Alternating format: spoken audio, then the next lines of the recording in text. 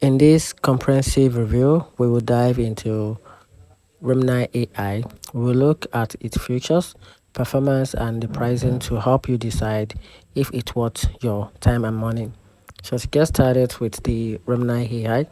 So what is Remini AI? Remini AI is an app that uses artificial intelligence to improve the quality of your photo, and also if you have an old blur or a pixelated pictures, Remini can often make them look sharper and clearer with just one tap. And also talking about the key top benefit of the Remini AI.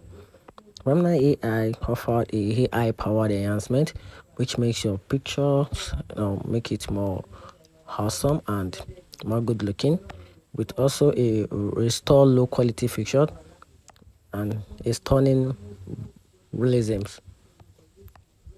It also is provide a video enhancer which enhances your video with a fixed motion blur and a product image enhancement.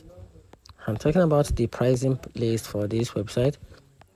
They offer a wide range of pricing list that makes the websites different from other website pricing.